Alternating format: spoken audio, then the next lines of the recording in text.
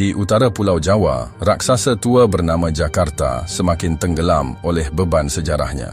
Bandar yang dahulunya menjadi nadi republik itu, kini perlahan-lahan tenggelam. Bukan sahaja secara fizikal kerana penurunan tanah, tetapi juga secara metafora. Sesak dengan penduduk, sesak dengan pencemaran, dan sesak dengan beban yang tidak lagi tertanggung. Di sebalik hiruk pikuk ibu kota, ada kenyataan suram. Tanah Jakarta turun secara purata 2 hingga 15 cm setahun, malah sehingga 28 cm di beberapa tempat. Sementara laut terus naik. Banjir bukan lagi kejutan, tetapi kitaran musim. Separuh kawasan bandar malah sudah berada di bawah paras laut. Dan hujan dengan intensiti sekali dalam 10 tahun pun cukup untuk melumpuhkannya.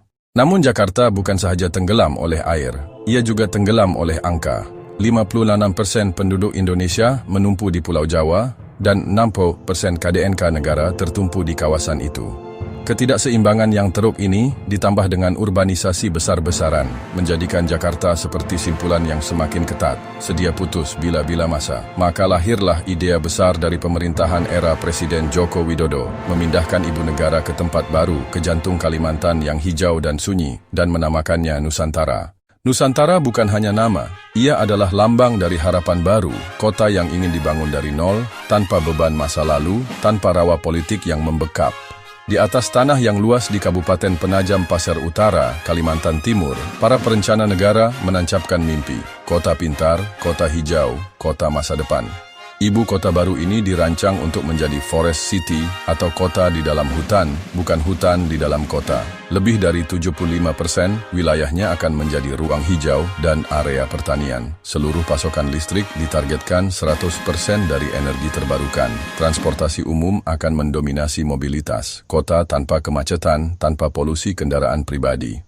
Pembangunan Nusantara dimulai dengan proyek-proyek raksasa, jalan tol yang membelah hutan dengan jembatan satwa untuk Bekantan dan Macandahan, waduk Sanggai yang akan menampung air hujan dan mencegah banjir, kanal Sepaku yang akan jadi pembuluh darah pasokan air bersih, dan tentu saja Istana Garuda, tempat presiden masa depan akan mengangkat sumpahnya. Namun mimpi tak pernah lahir tanpa bayangan. Pembangunan IKN membawa riak sosial dan ekologis yang tak kecil. Hutan yang selama ini jadi rumah bagi orangutan, pesut dan bekantan harus dikorbankan sebagian. Masyarakat adat, terutama di Desa Bukit Harapan dan wilayah sekitar, mengeluh tanah ulayat mereka tersapu oleh proyek negara. Alih-alih dilibatkan sejak awal, mereka merasa seperti penonton dalam kisah besar yang melibatkan hidup mereka. Walhi dan berbagai LSM menggugat. Apakah pembangunan ini benar-benar hijau, ataukah hanya sekadar label ramah lingkungan di atas beton dan jalanan? Pemerintah menjawab dengan strategi panjang. Pembangunan berkelanjutan dijalankan bersama mitigasi iklim. Sistem sponge city diterapkan, di mana air hujan akan diserap melalui lanskap alami, bukan dibuang. Teknologi canggih diterapkan di semua gedung agar menjadi smart and green building. Limbah didaur ulang hingga 60%. Bahkan perencanaan jangka panjang hingga 2045 sudah disusun dalam dokumen Nusantara Net Zero Strategy yang ingin menjadikan ibu kota ini netral karbon sebelum Indonesia mencapai target nasional.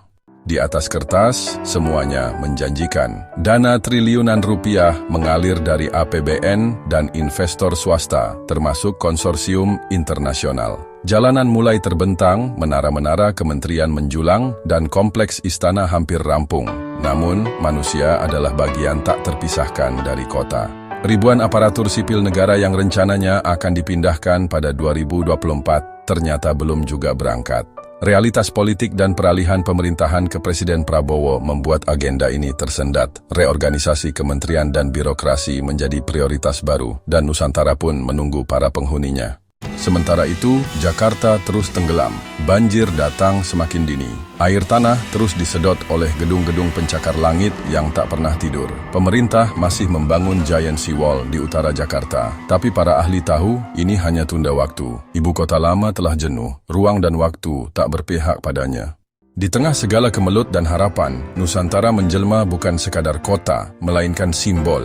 Ia adalah janji pemerataan, keseimbangan baru antara manusia dan alam, antara pembangunan dan pelestarian. Tapi semua itu masih janji. Realisasi janji itu tergantung pada satu hal, niat dan keberanian manusia untuk tidak mengulangi kesalahan lama. Nusantara adalah kisah tentang Jakarta yang tenggelam dan sebuah negeri yang mencoba berenang menuju masa depan.